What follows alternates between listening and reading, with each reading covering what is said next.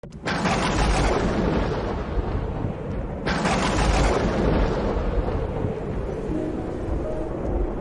ce temps-là, comme les pharisiens demandaient à Jésus quand viendrait le royaume de Dieu, il prit la parole et dit, « La venue du règne de Dieu n'est pas observable. On ne dira pas, voilà, il est ici, ou bien il est là.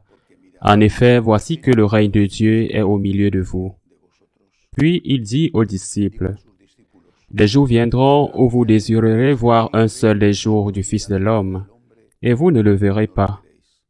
On vous dira, voilà, il est là-bas, ou bien, voici, il est ici. N'y allez pas, n'y courez pas.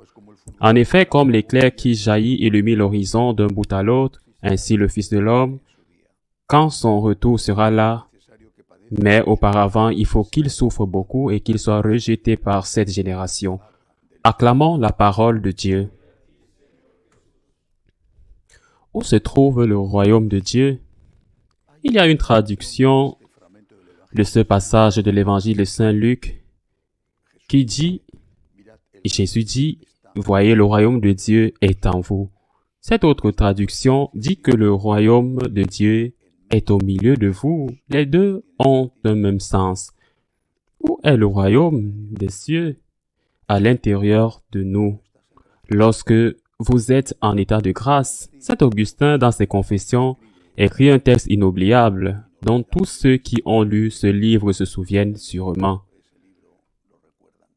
Il exprime la douleur qu'il ressent pour avoir mis si longtemps à suivre les conseils de sa mère, Sainte Monique. Ayant mis tant de temps à se convertir, il écrit tard, je t'ai trouvé. Ta beauté est toujours ancienne et toujours nouvelle. Tard, je t'ai trouvé, tu étais en moi et j'étais dehors.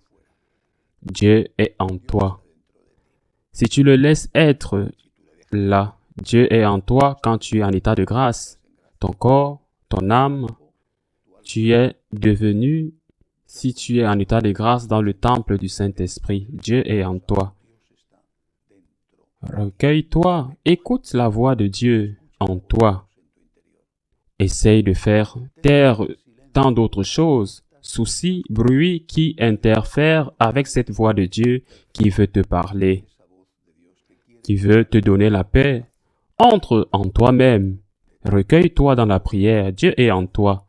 Il est au milieu de nous, dit-il, là où deux ou plus sont réunis en son nom. Je suis au milieu d'eux.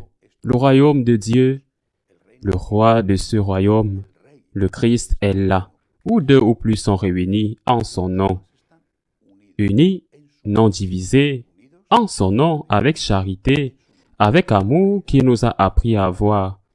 Si nous sommes comme ça, essayant de maintenir l'unité dans notre famille, payant parfois le prix fort d'embrasser la croix avec une vie conjugale ou avec des enfants, ce n'est pas facile.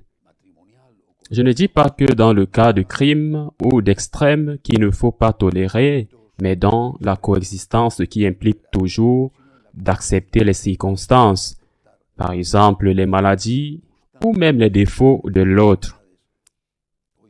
Le Seigneur est en nous et est au milieu de nous quand nous sommes unis en son nom. Qu'avons-nous à faire? Être avec lui. Fais un examen de conscience et dis-lui « Je t'aime ». Dis-lui que je te fais confiance. Dis-lui que je te demande pardon. Dis-lui que je te demande de l'aide. Dis-lui de compter sur toi. Je suis là.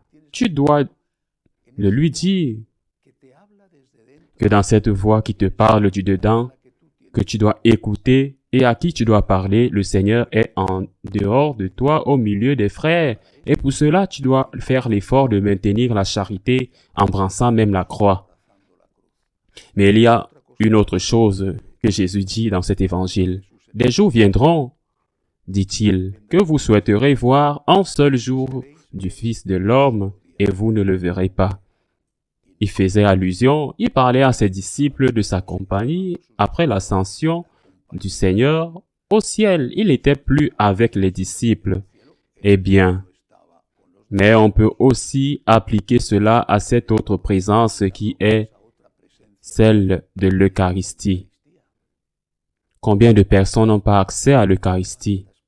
Au moins à l'Eucharistie quotidienne, avec la pénurie croissante de prêtres.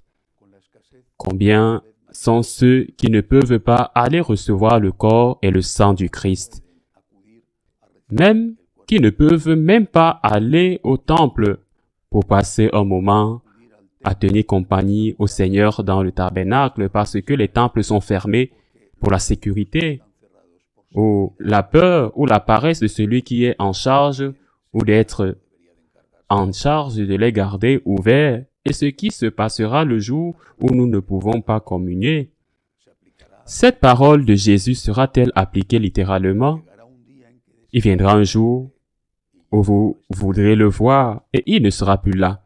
Je pense qu'en cela, comme en d'autres choses, nous ne les apprécions que lorsque nous les perdons. Je reçois souvent des emails de personnes qui ne peuvent pas prendre la communion à cause de leur situation familiale, à cause de leur situation conjugale, et ils font le sacrifice d'être fidèles au Christ en ne communiant pas. Ces gens aspirent à la communion, ils désirent la communion et rêvent de pouvoir communier un jour où cette famille, leur situation est résolue. Ces personnes savent ce que signifie de ne pas pouvoir communier. Au milieu de cela, comme nous l'avons à la main la majorité, comme nous pouvons y aller tous les jours, comme nous recevons même la communion tous les jours, nous ne réalisons pas le grand trésor que nous avons. Le grand cadeau que nous avons reçu. Il y a donc aujourd'hui 3 présences de Jésus dont le Seigneur nous invite à profiter, à jouir en nous par la prière. Entrer en nous, faire silence. Lui parler, il est en nous. Le royaume de Dieu, le roi du royaume, c'est en nous qu'il est. Si vous êtes en état de grâce, puis la présence du Seigneur au milieu des disciples avec un amour réciproque. Faites tout votre possible pour maintenir l'unité et enfin l'Eucharistie.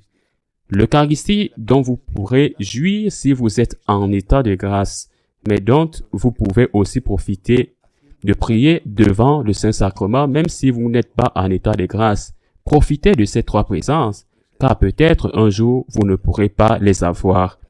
Ainsi soit-il.